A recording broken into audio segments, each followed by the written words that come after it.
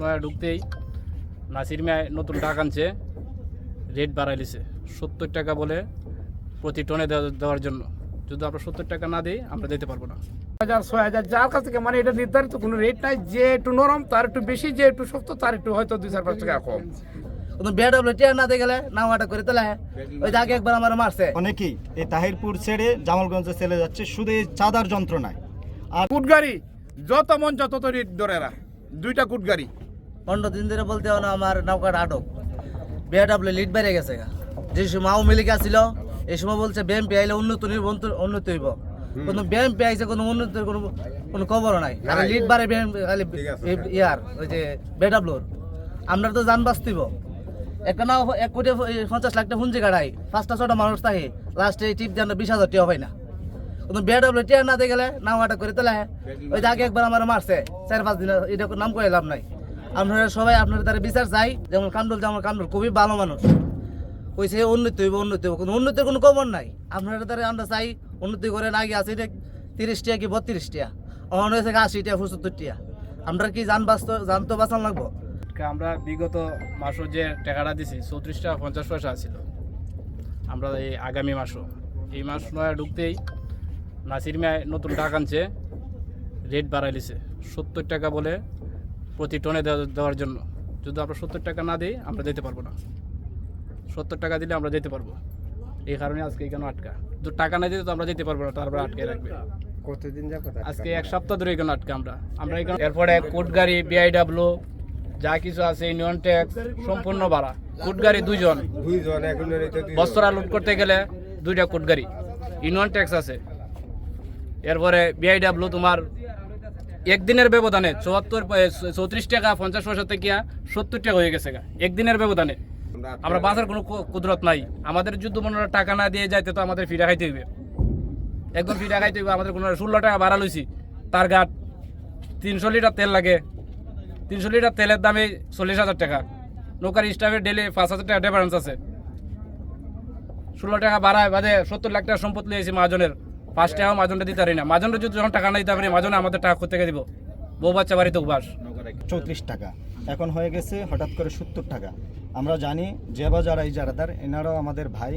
এখানে ইজারার নামে এখন 70 টাকা করে আদায় করা হচ্ছে, অনাদায়ে এই নৌকাগুলো বেঁধে রাখছে। এখানে প্রায় আমরা লক্ষ্য করে দেখছি প্রায় 500 নৌকা আছে কম বেশ।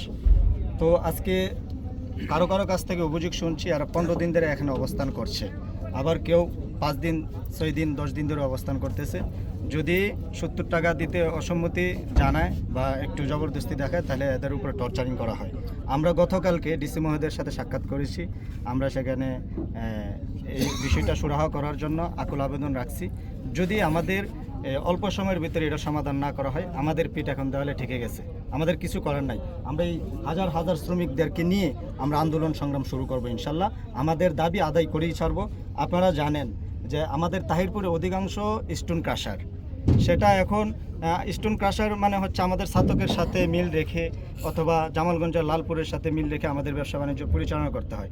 যখন একটা বোট মালিক অথবা একটা পার্টি আমাদের থেকেও জামালগঞ্জে কম পায় অথবা ছাতকে কম পায়, স্বাভাবিকভাবে আমাদের এখানে মাল তারা লুট নিতে আসে না।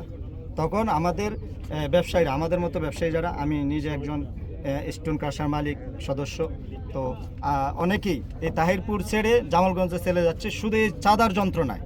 আর এক একটা মিলের সাথে কমপক্ষে আপনার 500-600 শ্রমিক জড়িত কোনো না কোনোভাবে। সেই হিসাবে আমাদের এই স্টোন ক্রাশার যেন জামালগঞ্জে না চলে যায়, আমাদেরকে আমাদের এই শিল্পগুলো আমাদের রক্ষা করতে হবে। এবং আমরা অচিরেই আমরা আন্দোলন করব, সংগ্রাম করব সবাইকে সাথে নিয়ে, এমনকি আমরা মামলাও করতে পারি। আমি এই মামলা করার আগে আমি আবারও সবাইকে, যারা ইজারাদার, আপনাদের শুভবুদ্ধির যেন উদয় হয়, আপনারা আমাদের সাথে বসেন, শ্রমিকদের সাথে বসেন, আমাদেরকে এখানে কঠোর আন্দোলনে যেতে বাধ্য করবেন না, মামলা করতে বাধ্য করবেন না। আমরাও আপনাদের মঙ্গল কামনা করি, আপনারাও আমাদের ভালো দিকটা দেখতে হবে। 1000-6000 যার কাছ থেকে মানে এটা নির্ধারিত কোনো রেট নাই, যে একটু নরম তার একটু বেশি, যে একটু শক্ত তার একটু হয়তো 2-4-5 টাকা কম। তো আমরা এইটার জন্য ভুক্তভোগী আছি। যেমন আমাদের সুনামগঞ্জে কাশনের ভিতরে এখান থেকে নাও লুট করে নেওয়া যায় লালপুর চাইলে এখানে আবার একটা বিআইডব্লিউ, আবার এই নৌকাটা যদি একটা মিলের মাল হয় এখানে আবার দিতে হয় বিআইডব্লিউ। আবার যদি আমরা ফাজিলপুর যাই, কুটগাড়ি আছে, হাঁস কালেকশন আছে, বিআইডব্লিউ আছে, আমরা অতিরঞ্জিত, আমরা সইতে পারতেছি না। আমরা যতদিন পর্যন্ত এটা সুষ্ঠু চালানো হয়েছে, আমরা শ্রমিক আর নৌকা ছাড়বো না। আপনারা মিডিয়ার মাধ্যমে, আপনারা এলাকাবাসী ব্যবসায়ীরা সবার সহযোগিতায় আমরা এই জুলুম থেকে, নির্যাতনের হাত থেকে আমরা বাঁচতাম। আপনারা সবাই আমরা চেষ্টা করেন আমরা বাঁচার, এগুলো সইতে।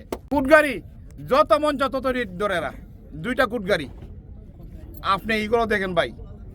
আমরা গেলাম নৌকালে আবার ফাজিলপুর যাইতে একই জায়গার 3টা ঘাট, 200 ফুট দূরে হয়তো 3টা ঘাট আছে ভাই। আপনি তাইপুর সন্তান, আপনি জানেন, আপনি খবর নিয়ে দেখেন 3টা ঘাট। বিডব্লিউ একটা নামে একটা ঘাট আইছে, তার স্থান হলো ফতিপুর, কিন্তু সে ফতিপুর না পায়, সে আপরে ফাজিলপুর। 8টা ঘাট আছে ফাজিলপুর, টুল ট্যাক্স যেখানে 25 পয়সা আর কথা, সেখানে 30 পয়সা হেড টুল ট্যাক্স। আমরা ভাই কিভাবে বাঁচবো?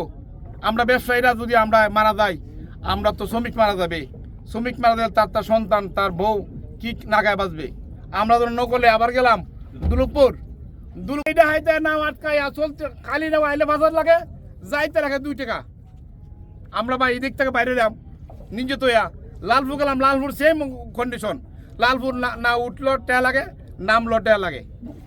আপনার বাইরে এক আসনে কিচ্ছু নাই ভাই, আপনার বাইরে এক আসনে কিচ্ছু নাই। আপনি গরিবের বন্ধু, গরিবের দিকে নজর দেন। আমাদের এমপি সাহেব বলছে কালকে আমাদের সাথে নিয়ে বইব, আপনারা যারা শ্রমিক যারা আসুন একটু ধৈর্য ধরেন। আমাদের এমপি সাহেব খুব ভালো মানুষ, গরিবের বন্ধু, ইনশাল্লাহ সে দেখবে।